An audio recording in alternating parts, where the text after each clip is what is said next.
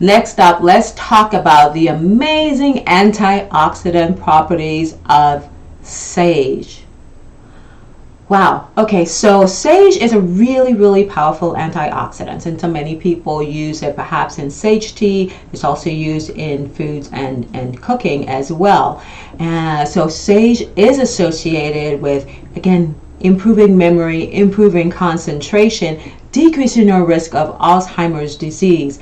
But the interesting thing also with sage is that in a few studies, one study followed 40 people who were asked to consume sage for a total of about 3 months, and it was noted that they had decreased cholesterol, decreased triglyceride level, and the decrease in the cholesterol was a decrease in the bad cholesterol, but the good cholesterol was actually increased.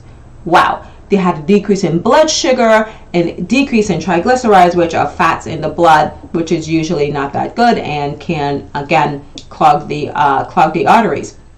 Then there's another study that went on to look at 80 people who actually had type 2 diabetes. They had diabetes already.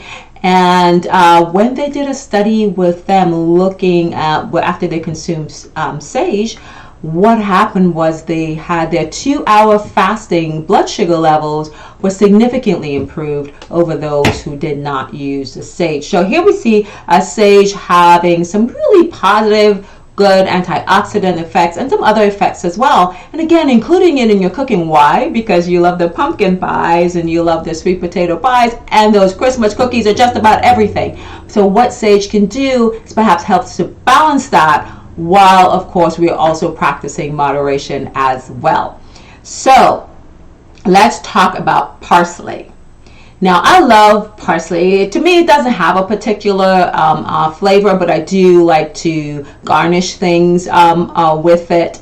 Parsley is really fascinating. It has a particular flavonoid in it called myristotin, and this flavonoid has actually been associated with a decreased risk in cancer from when we superheat meats, and by that I mean when we charbroil them, when we barbecue or grill them, they produced certain compounds that have been associated with an increased risk in cancer. And parsley has been shown to reduce the formation of these compounds. So that's a really good thing. So if you're thinking about, barbecuing things or grilling things, parsley might be a good thing to add to your seasoning as well. So parsley has another particular ingredient called apigenin, and that has been shown to reduce tumor size, at least in the laboratory. So, and parsley, just 10 sprigs of parsley has all the vitamin K you're going to be needing for that day. And vitamin K has been associated with stronger bones. And who doesn't want that as we get older, right? But vitamin K has also been associated with better cardiovascular health as well. So these are things that we're thinking about when we're preparing those foods that we know may not be so great for our hearts. Thank goodness we're not eating them for a high amount of them for a significant amount of time. This may offer you just a little protection when you include some of these things in your seasonings.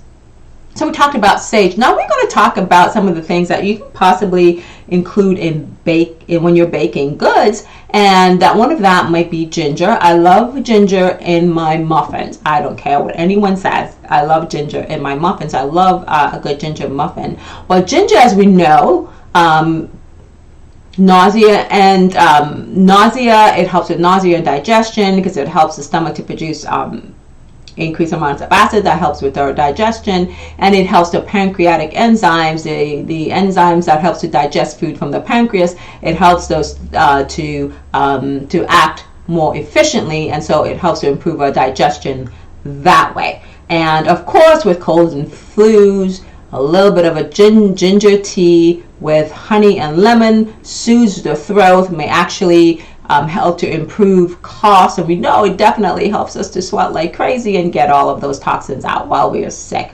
Ginger has also been used for menstrual cramps as well, and has been shown to be effective in some people with menstrual cramps. Now, of course, other things that we can think about: cinnamon.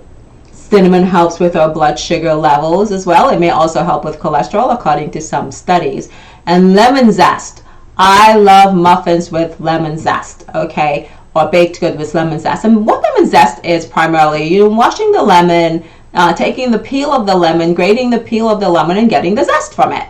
And that gives it a really nice lemony flavor, but it's also been shown to help with some health parameters and may even help us to maintain a little bit of a healthier weight.